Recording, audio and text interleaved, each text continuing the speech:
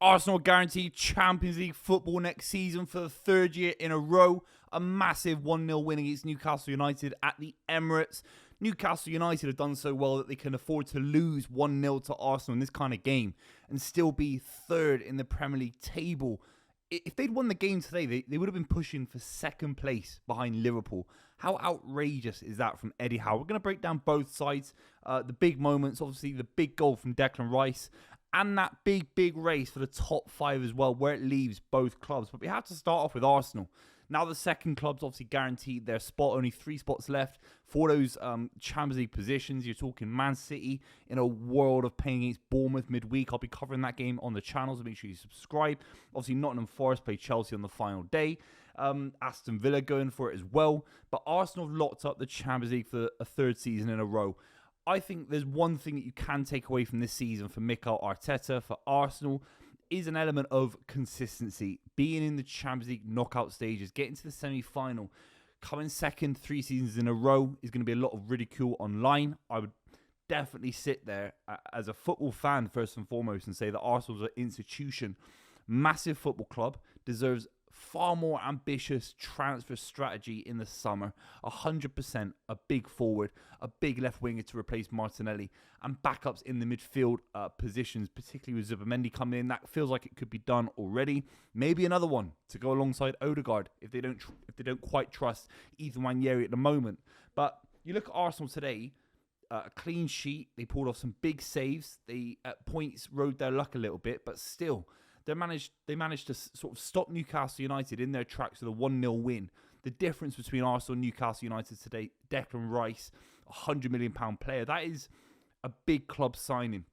That is a big name on the team sheet that Newcastle United don't quite have all the way through their side, I'd argue, in the same way that Arsenal do.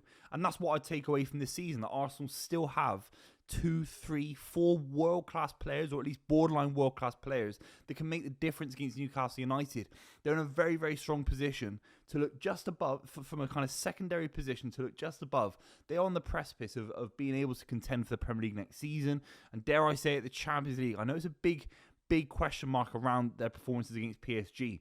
But ultimately, if they really are ambitious in the summer, they can end this season with a lot of consistency. They've got into the Champions League again, and they should be looking to go in the summer, because I saw a lot of quality in this performance. The big one for me is David Raya, because ultimately, all these clubs we talk about that are failing, Chelsea, Spurs, Manchester United, the big 3 of the big 6 having relatively poor seasons by their own standards, all have big keeper issues. And the one club that have done so well this season in terms of Liverpool have had that position nailed down for a very, very long time. But David Raya, every week I watch him, I feel that he is getting better and better. His shot-stopping ability is absolutely fantastic.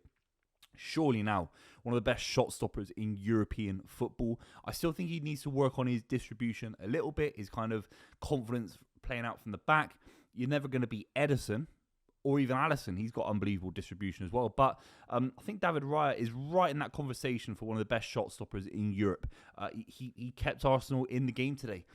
He's given Arsenal that platform to get back into the Champions League and have no weird final day kind of worries, even though it was unlikely in the first place. Big saves today, particularly, he made a mistake giving the ball away to Newcastle United in the first half. Tonali, I think it was. And then Bruno G ends up in the box with a big shot against David Raya. And he pulls off an absolutely outrageous save. Absolutely huge save. Harvey Barnes as well has a big chance in the first half. He pulls off a massive save. David Raya, it's a world-class save. I couldn't believe it. Tips it just around the post. And then in the second half, Dan Burn, a crashing header from a corner. And he's just pulling off a worldy save. There are at least 4 or 5 big saves when I was watching the game today where I thought, David Raya has kept Arsenal in it. An unsung hero of this Arsenal side this season. But he's been steady, he's been consistent, and he's been slowly creeping up to that kind of top European level as a keeper. Absolutely fantastic. Nick Pope was actually good today. Pulled off some big saves. A big Saka cross corner into Thomas Partey. Pulled off a big save as well. But ultimately, we have to talk about the Declan Rice goal. It felt like it needed a moment of absolute sheer quality to break through. Trossard had a chance in the first half. There's a couple of moments from Arsenal, but it was a tight game, and actually Newcastle, maybe across all the moments, had the better chances.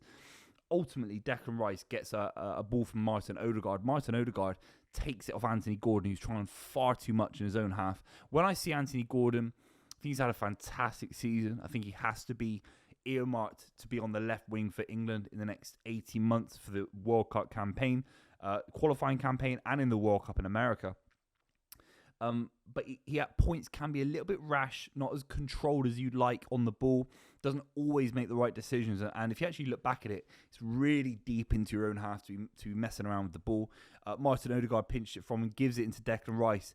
And it's the classic Declan Rice kind of on the inside of his foot, bending it away from the keeper into the far post. It's an almost trademark Declan Rice goal at this point. He hit it with an unbelievable amount of power with his side foot. It's absolutely outrageous.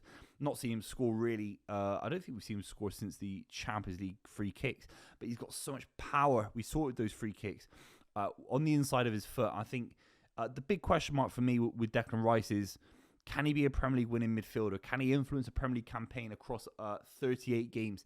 I think he absolutely can. He's been one of the best midfielders in the Premier League this season. Make no doubt about it. He has had to sit deep at points. He has had to move around a little bit. I think if Zubimendi comes in, they offer Partey that kind of contract extension. See Declan Rice move forward. He will get more goals. He needs to add more goals to his game, and he's certainly got it. One of the smartest finishers from outside the box, probably in European football, and it's made the difference today. But rewatch the goal. It's an outrageous strike from Declan Rice. It really, really is. But Anthony Gordon messing about with it. That's it for Arsenal. I mean, they've got Southampton away. Again, it's all about what happens in the summer. It's all about the ambitions of the club. It's almost as important as the sporting director and what Mikel Arteta does as a kind of transfer strategist than what he can do in pre-season for Arsenal. There's no tournament. There's no World Cup. There's no Euros. I think Arsenal can have a great platform now. They know they're in the Champions League and go hard at it in the summer. Have a go. Football's a short-lived thing, and look at someone like Kevin Keegan for Newcastle United in the 90s. He had a great side that were pushing Manchester United 2 seasons, maybe 3.